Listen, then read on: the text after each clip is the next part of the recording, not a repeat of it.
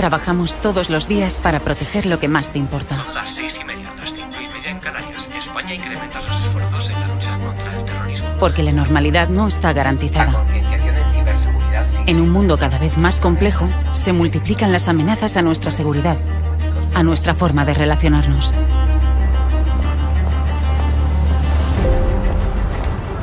Tratamos de anticiparnos a las amenazas. Hacernos las preguntas adecuadas para conseguir las respuestas correctas. Buscamos información allá donde sea necesario. Nos apoyamos en la tecnología, pero nuestro activo más valioso sigue siendo la persona, el factor humano. Cuando conseguimos la información, la analizamos para entender cómo puede afectarnos. Sabemos que lo que pasa en cualquier lugar del planeta puede tener efectos sobre nuestra vida cotidiana. Contrastamos el resultado de esos análisis porque juntos somos más fuertes. La inteligencia que elaboramos es clave para la toma de decisiones. Defendemos nuestro modo de vida y creemos que la mejor defensa es la inteligencia. Para seguir garantizando la seguridad del suministro. Las tensiones geopolíticas de los últimos días en distintas partes del mundo están impactando sobre la evolución de los principales indicadores económicos. Nunca bajamos la guardia. Mientras, nos llegan imágenes en directo de la desarticulación de una célula terrorista que planeaba atentar inminentemente en España y a desencadenar el detenimiento. Nuestro éxito es la normalidad.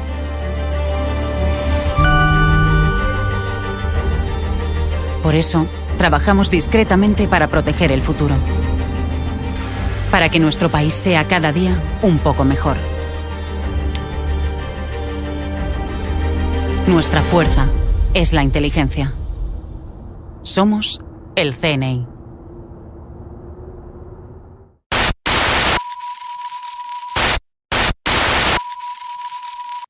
Hola, bienvenidos de nuevo a mi programa de mi canal Sector 9 Televisión de YouTube, que trata sobre espionaje y servicios secretos, enfocado siempre hacia una cultura de los servicios de inteligencia, la geopolítica y el espionaje.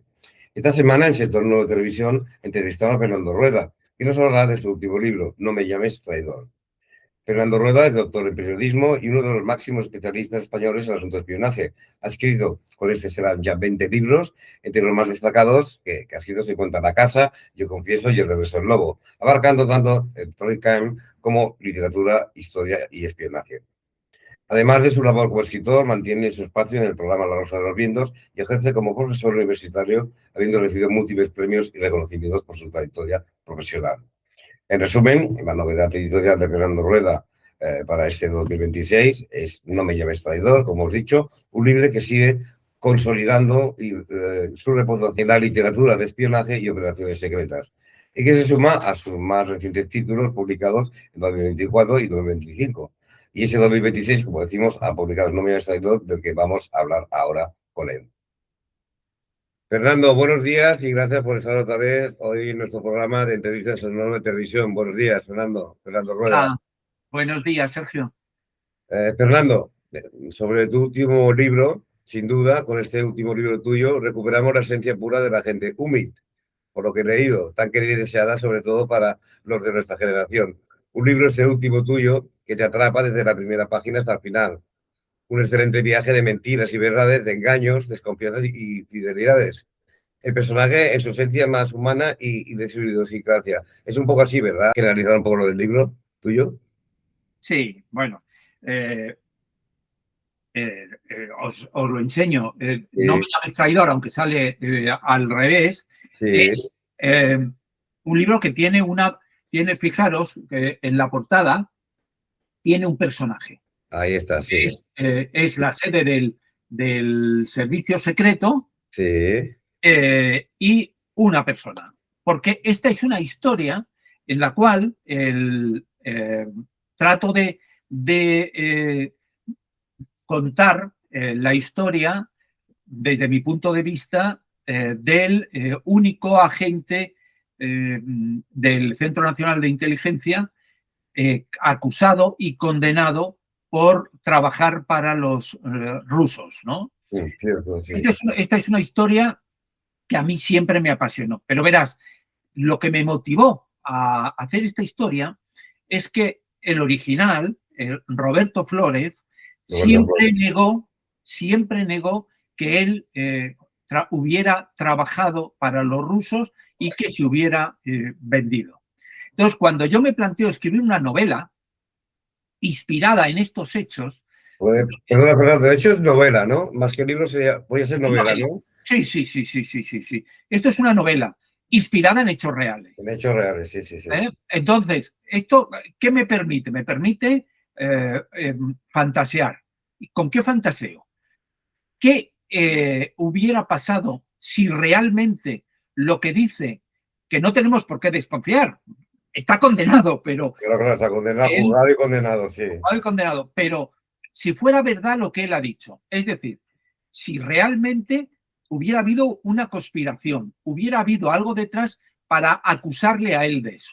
Pero, al mismo tiempo, hay una segunda versión que obviamente yo quiero contar y se cuenta en el libro, que es la versión del servicio secreto.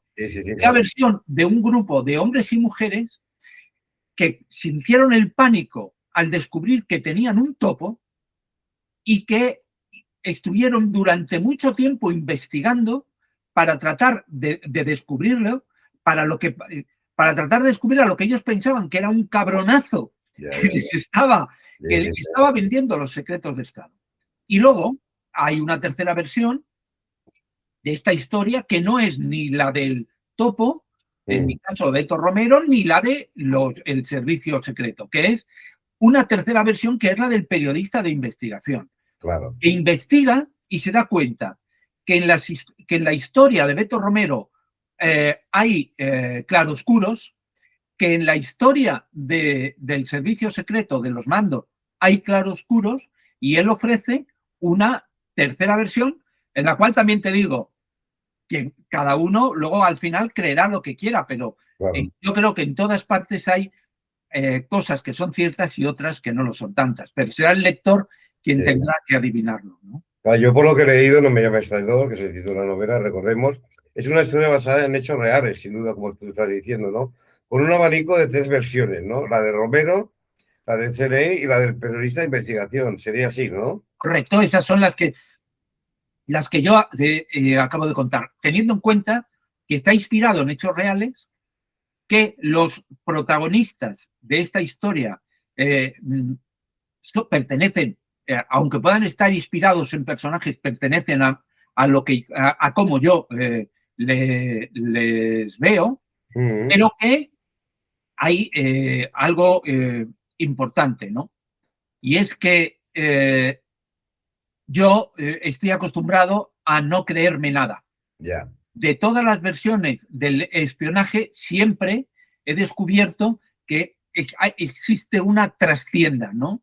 Entonces, yo, desde esa perspectiva, lo que hago es esperar a que vosotros la leáis y veáis qué puede ser cierto y qué puede ser falso. Como llegar a nuestras propias conclusiones también, ¿no? Hay unas preguntas, No me llames traidor, La gente doble y Las 3 verdades, ¿no? Pero vamos a las preguntas claves, a mi humilde parecer, por lo que he leído, ¿eh? ¿Por qué razón traicionarías a tu país y qué movería a tu país a traicionarte a ti? Son 2 preguntas que me hago, ¿no? Sí. ¿Cómo responderías a bipolaridad, Fernando? O sea, uno puede traicionar a su país, pero es que el servicio de inteligencia también le puede traicionar a uno. ¿Podría ser así? En esta historia, en la cual me han preguntado, ¿tú qué opinas? Yo ahora no opino nada. Claro. La gente tiene...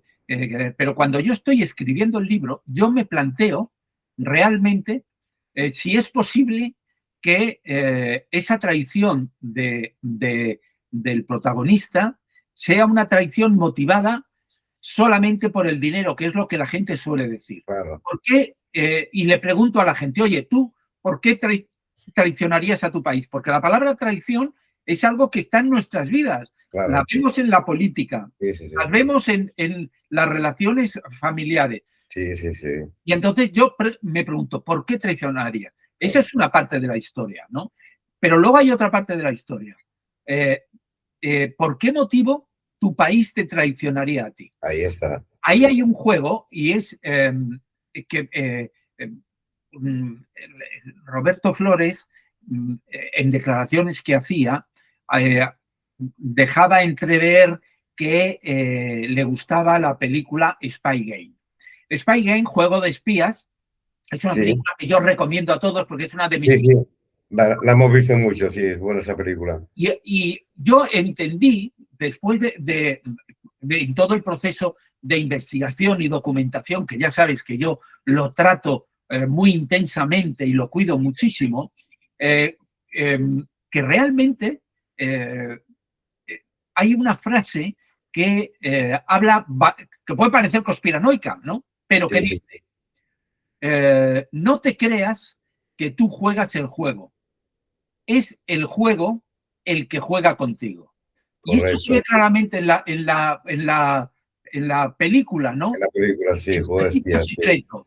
El gobierno están dispuestos a dejarte tirado a ti, agente o persona que sea, o colaborador, o lo que sea. Colaborador o lo que sea, si sus intereses priman sobre los tuyos, priman sobre tu vida, ¿no? Y entonces, bueno, ese juego de la traición y ese juego de la lealtad es algo que está muy presente en el libro. Claro. Y Fernando, siguiendo un poco la línea, ¿cuál consideras que es la tesis o posición central de tu novela respecto de la traición? ¿Sabes qué pasa? Que yo me he criado en el periodismo. Sí. Entonces, y me he criado en un periodismo no del de ahora, sino el periodismo de hace muchos años, en el cual yo creo que lo que hay es que contar las historias y que cada uno saque sus conclusiones. En este libro se habla de, y además está puesto en la contracubierta del libro, ¿no? Se habla de 3 versiones, una verdad imposible. Ahí está. Sí. Yo creo que cada uno debe sacar sus conclusiones. Pero lo que sí puedo decir es que el concepto de traición es un concepto que es muy duro de asimilar, que es muy duro de ejecutar, pero que cuando la gente lo ejecuta no es mayoritariamente, no es por dinero.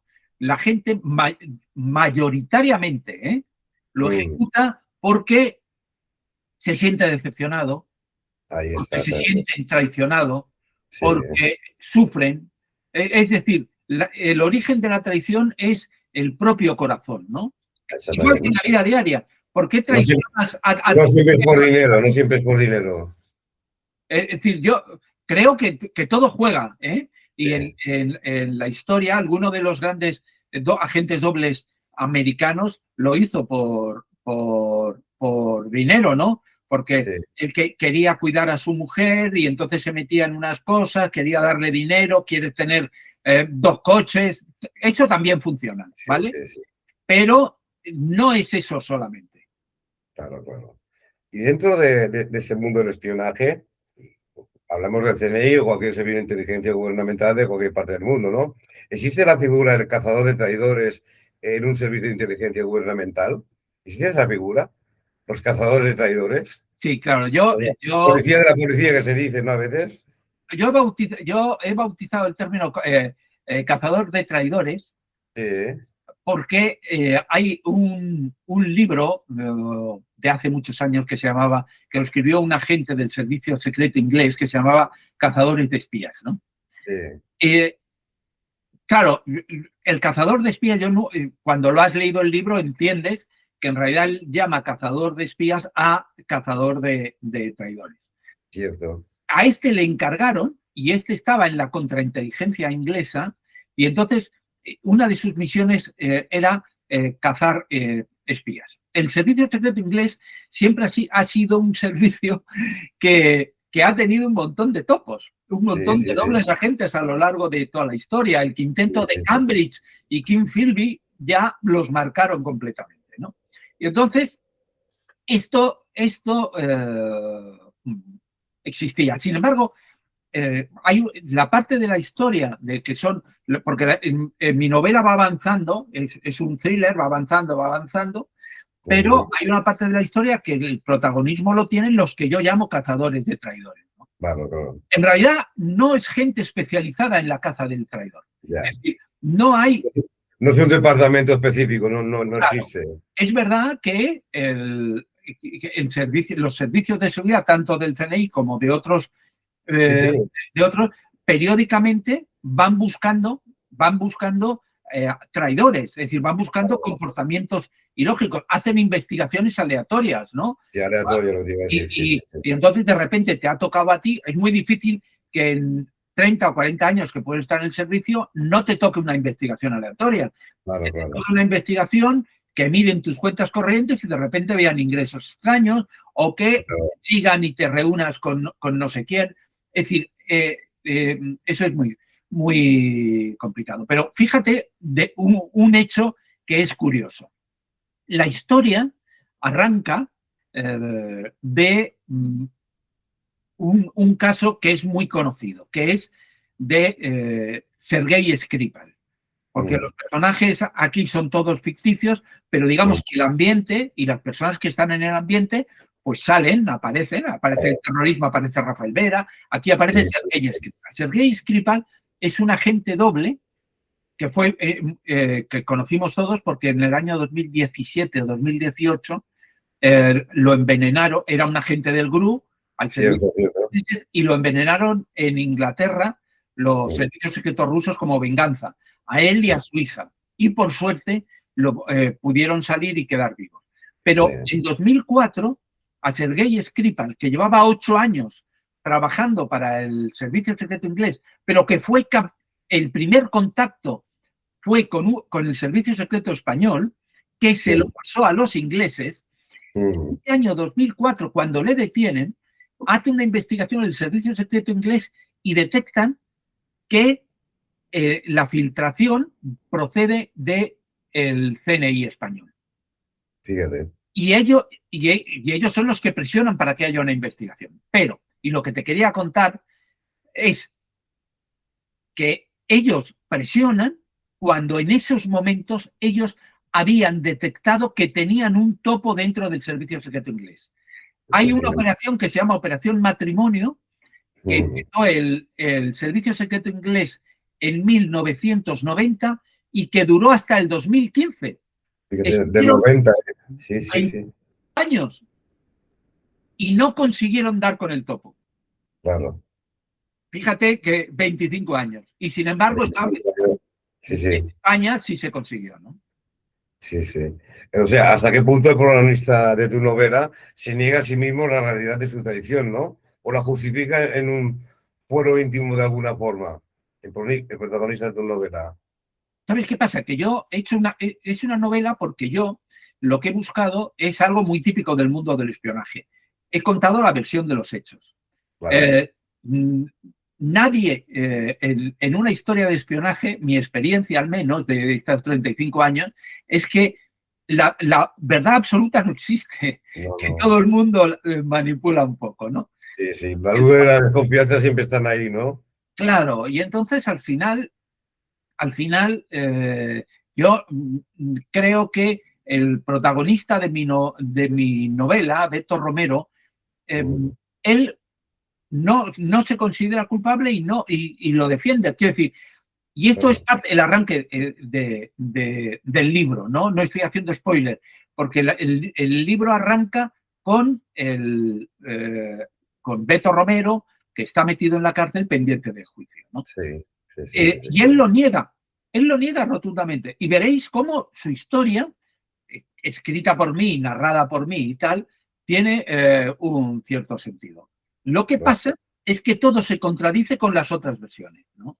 Lo que él dice es una cosa y lo que dice y mantiene el servicio secreto lo opuesto completamente, ¿no? Es lo opuesto completamente, ¿no? Claro.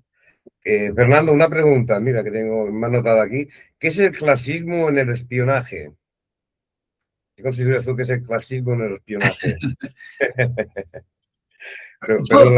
Yo tradicionalmente, ya sabes que a mí me gustan mucho me gustaba mucho John le Carré.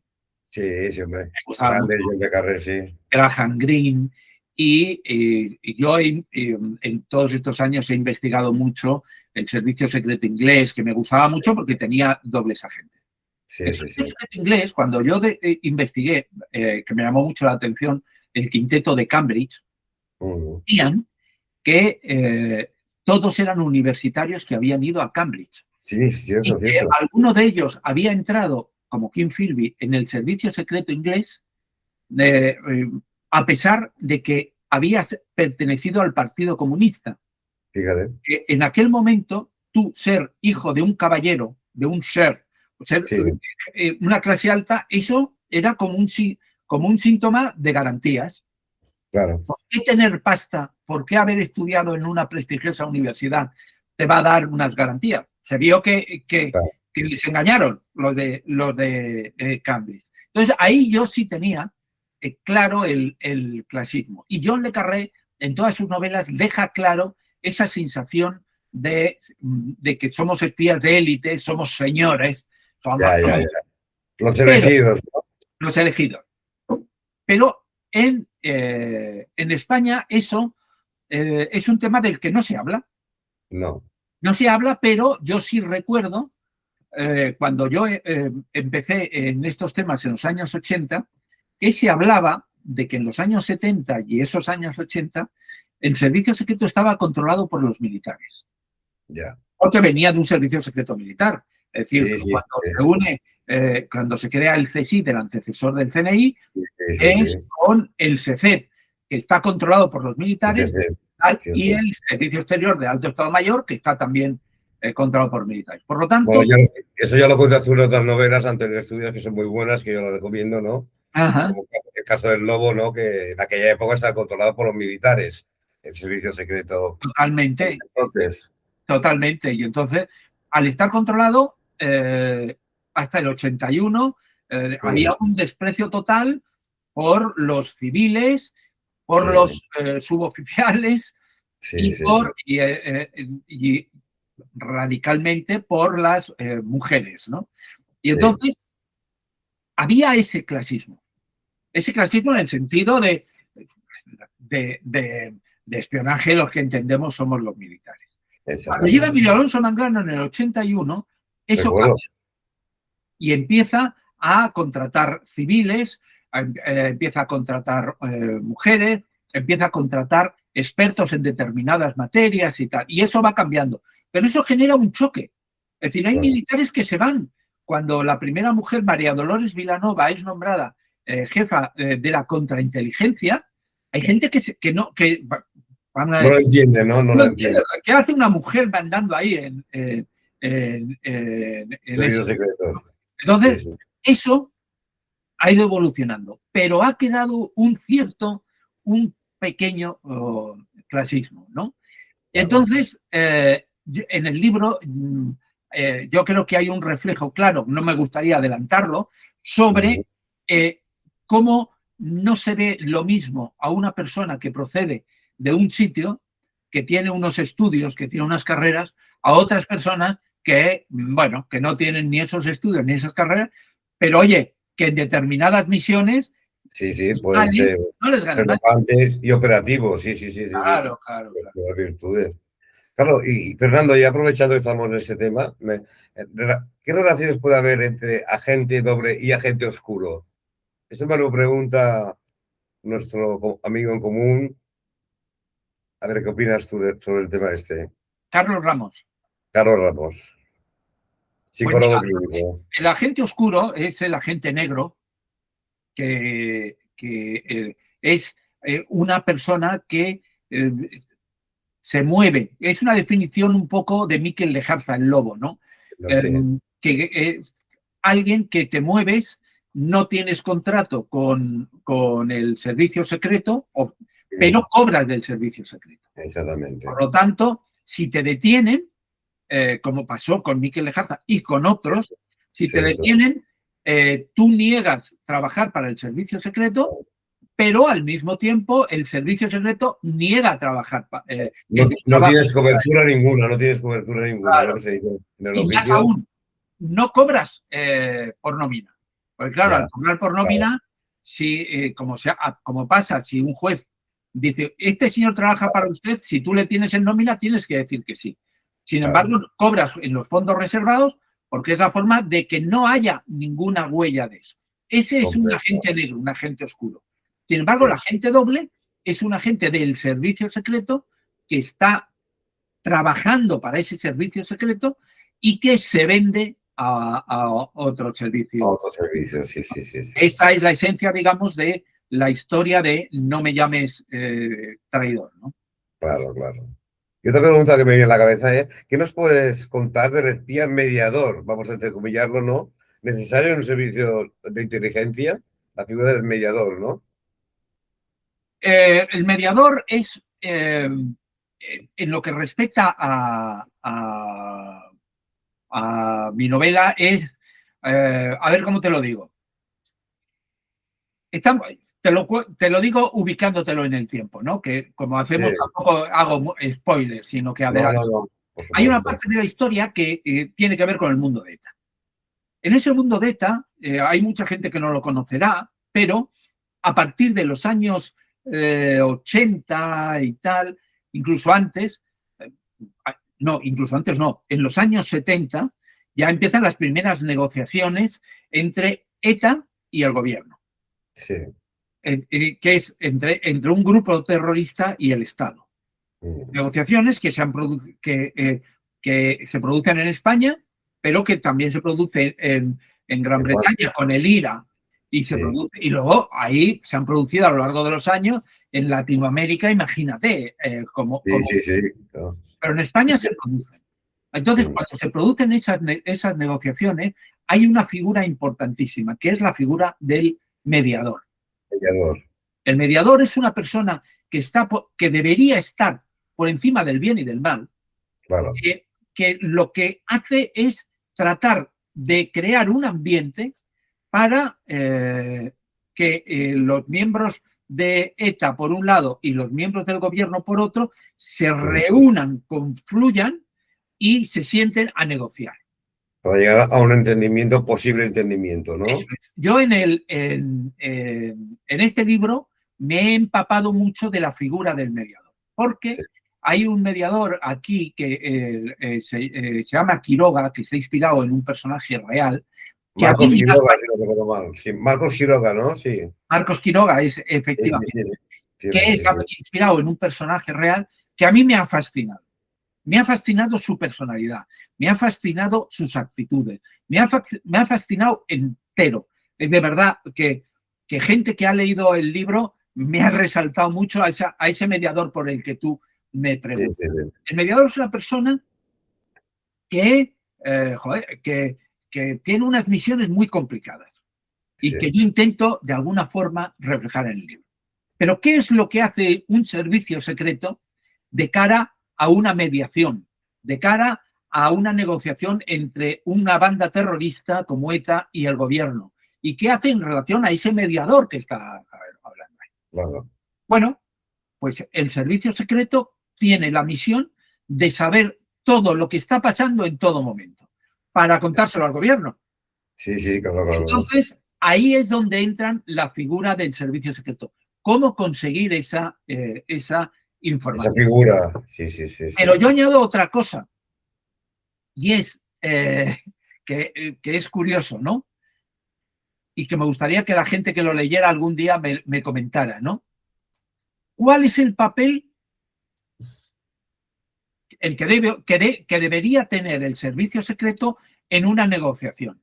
Teóricamente, apoyar lo que diga el gobierno, apoyar la postura del gobierno, pero a veces, y solo a veces, aunque con cierta frecuencia, los servicios secretos, el español, como se puede ver en el libro, pero también, no me llames traidor, pero también en otros, a veces toma su propia postura. Porque es muy libre, ellos tienen una experiencia que no tiene nadie.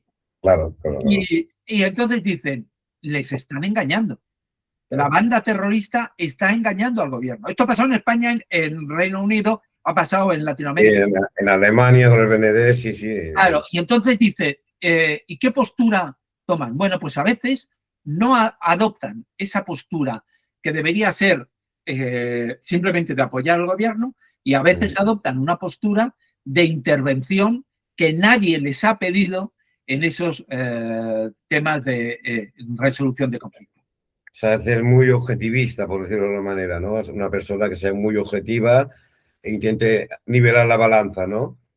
No, yo creo que al final el servicio secreto tiene una sensación de que está al servicio del Estado. Ya. Entonces, Porque está al servicio del gobierno. claro, y entonces el gobierno a veces tiene una postura y ellos consideran que está equivocado. Y entonces respetan lo que hace el gobierno, pero al mismo tiempo, por lo bajini, Sí. Comprendo. Entonces, Fernando, siguiendo en esta línea, un agente doble, como el protagonista de tu novela, suele tener antes o después una actividad como infiltrado. Imagino que frecuente, ¿no? no siempre. La No historia, siempre. sí, el No me llames traidor, sí, eso ocurre. Pero no tiene por qué ser.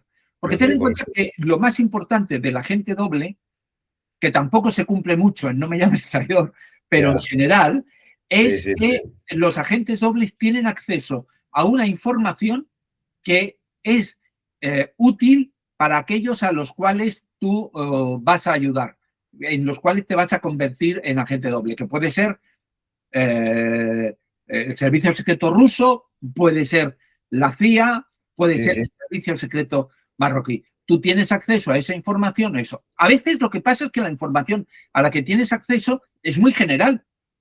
Por ejemplo, si tú tienes, por ejemplo, el acceso al listado de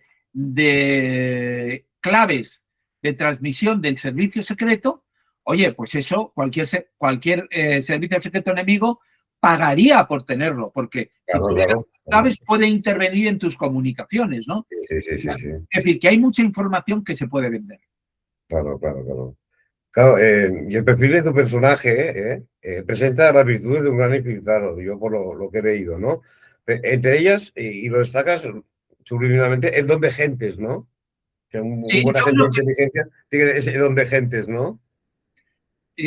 Tú lo has mencionado antes, el UMI, que es la inteligencia humana.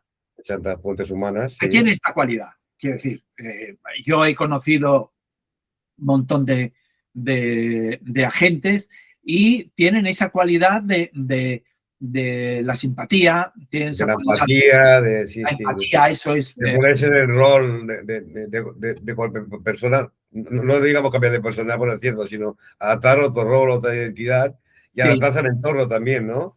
Sí.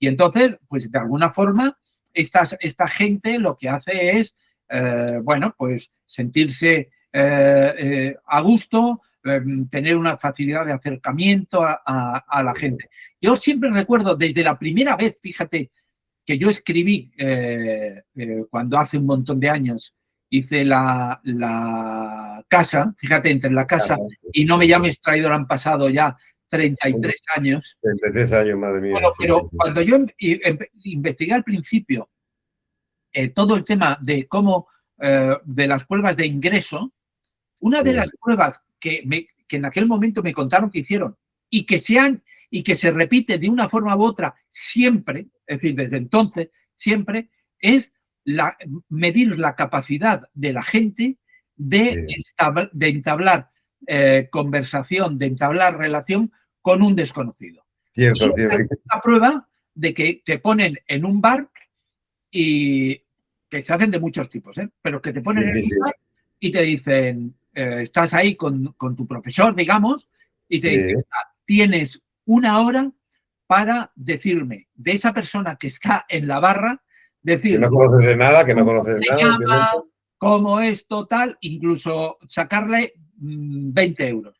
Sí, es lo que te iba a decir, que a veces está la prueba esa de pedirle un poco de dinero, no lo he exagerado, ¿no? Pero para... Sí, pero sobre todo pedir su nombre, su dirección, dónde vive, algo que tú que no das normalmente, ¿no? Normalmente no das, ¿no? Esa capacidad de convicción, ¿no? De convencer a la persona para valorar tus habilidades como agente de campo, ¿no? Eso es. Es que el UMI es un tema muy interesante, que ya los que tenemos una edad, hablo por mí, ¿no? Que nos interesa siempre mucho, ¿no? Pero claro, volviendo a tu libro, ¿no? La versión final de tu libro no deja indiferente al lector, eso está claro, ¿eh? Yo no solo lo recomiendo por la entrevista, sino que recomiendo también un poco su reflexión, ¿no? Parece que confluyen tres verdades, unas contra otras, ¿verdad? Como has explicado un poco al principio, para que la gente se anime a comprar este libro tuyo. Bueno, yo creo que este es un libro lleno de, como me dice la gente, lleno de sorpresas inesperadas. Sí. El término, porque a mí me gusta sorpresas inesperadas, es porque yo creo que cuando todos contamos nuestras historias, nosotros creemos que eso es lo que ha... Claro. Creemos realmente que eso es lo que ha ocurrido, ¿no? Dos personas nos enfadamos, cada uno contamos a la misma persona aquello que ha provocado nuestro disgusto y lo contamos convencidos de que nosotros tenemos razón o que nosotros podemos haber cometido esto. Yo creo que en todo el proceso de investigación que de verdad ha sido brutal, yo me he encontrado sin hablar, que esto lo tengo que dejar claro, con los máximos protagonistas de toda esta historia. Sí, me he encontrado con que Beto Romero, el protagonista, puede reconocer algunos pecadillos, pero no los grandes pecadillos. Ya. Que Bueno. los altos mandos del servicio pueden reconocer pecadillos, pero no reconocen los grandes pecadillos. Claro. Por eso cuando en la tercera versión yo entra el periodista de investigación que narra la historia, que narra lo que considera que son errores, mentirijillas o mentiras gordísimas que han cometido, en el fondo es su propia versión también. Quiero decir, ¿tenemos derecho a tener cada uno nuestra propia versión? Sí. Lo único es que al final el lector es el que tiene que sacar una conclusión. Llegar a su propia conclusión, sí. A cómo es. Pero yo tengo mi propia opinión, sí, claro. ¿No? Y yo he tenido empatía y malestar con Beto Romero, sí. He tenido empatía y malestar con el servicio, sí. He tenido incluso empatía y malestar con el propio periodista de investigación, porque yo creo que al final hay una mentira, es un juego de supervivencia. Entonces, en ese juego de supervivencia del que hablábamos antes, el juego de espías, es un juego de supervivencia en el cual cada uno intenta vivir y cada uno intenta a veces mentimos, bueno, pues porque para poder seguir adelante tenemos que mentir o decir verdades, ¿no? Mentir, desorientar, confundir, ¿no? Es lo que habitualmente pues, un buen agente de inteligencia suele hacer, ¿no? Correcto. Sí. Y ya para terminar un poquito, ¿cómo es la personalidad, como crees tú que es la personalidad de un agente doble y qué le puede mover a serlo? Aparte del dinero que hemos hablado antes, ¿no? Verá, yo he investigado muchísimo. Yo creo que es mi tema preferido, ¿no? De la gente. Llevas años. Llevo años, he hecho algunos libros buscando los casos y buscando, porque siempre me ha atraído mucho cuál es el motivo de eso.